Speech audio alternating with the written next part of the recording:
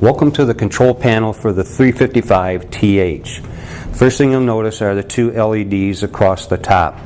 This is the power indicator, and this is the heat indicator for when you're running heat assist material. Below that is the temperature controller. Next to that is the speed controller. Underneath that you have the run and foot pedal switch, forward and reverse switch, and the cold and hot switch. So when I turn the machine on with the main power in the back, you'll see that the red LED illuminates.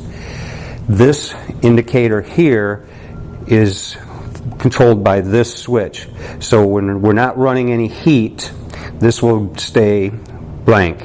And when I press the run or the heat, this will start flashing. When I get up to my set temperature, this will go solid. The next thing we'll notice on the 355TH is the feed table. You'll see a print hold down clamp that keeps cut sheets down when you feed them through so that they don't pop up and break the safety I-beam, which would shut the machine off and run the print. When we are threading and loading the machine, we'll flip this up. We'll lock the two locking mechanisms to hold that in place. And now that gives us access to our rollers. You'll see that we have a 1-inch gap for our rollers, and that means you can mount on a rigid substrate up to 1 inch thick. Underneath that is the bottom supply shaft. And you'll notice on the shaft that there are arrows on the sides. Those arrows indicate where the tongue is that fits into the groove for the drive mechanism. So you'll see that this tongue is lined up with this arrow. And the nice thing is it's on both sides, so if you put the film on, it doesn't matter which way you put the shaft on the machine. It fits on both ways. The cradles lock the film supply shafts, media supply shafts, in place so that they can't pop out during the run. You'll notice 4 black knobs on this side of the machine. This top knob controls the clutch tension on the release line rewinder shaft. This one controls the brake tension on the top supply shaft. This one controls the clutch tension on the rear rewind, and this one controls the brake tension on the front bottom supply shaft. Underneath that, you'll notice a small toolbox that's attached with magnets, and you can put your scissors and tape and whatever else you need in there. Along the back side of the machine, you'll see the top rewind for the release liner, the top supply shaft for film, and the bottom rewind for doing roll-to-roll.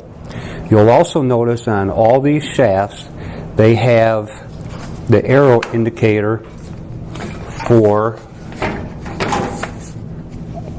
that lines up to the tongue. The tongue has to go into the groove, and that's what allows it to drive properly. All 3 shafts are 3-inch auto grip, so you don't have to worry about core adapters or anything like that. Over here is the main on-off switch of the machine. Then we have the hand wheel, which raises and lowers the top roller to get your nip. When we lower this all the way down, you'll go to where you feel it touch, and then just like 1 number on the face of the clock past that, and that's all the roller pressure you need. You don't want to go overboard with this, because then you'll end up bowing the rollers, and then all of your material you're running through there will try to skew into the center, and you get a lot of wrinkles and rivers and stuff like that. One of the safety features on the 355TH are the emergency stop switches. There's one on each cabinet, so if you see an emergency situation, when you press that, it immediately stops all motor action and nothing else will happen. When you're ready to rerun, press down and turn. It'll pop back up and reset the motor, so now you can start running again. The other safety feature is the photo eye sensor that protects the operator from getting caught in the machine.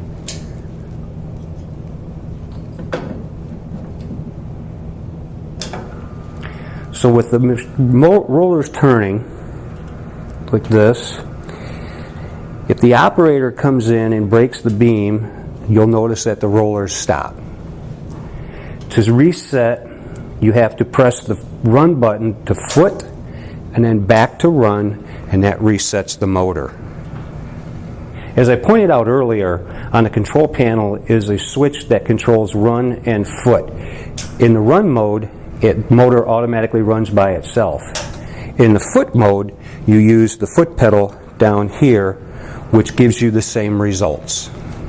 Lastly, you'll see the cloth blanket that's on the bottom of the machine. This is used to hold extra media, craft paper, or over laminate. And as you can see, when we're not using the print clamp, we can put that down there as well.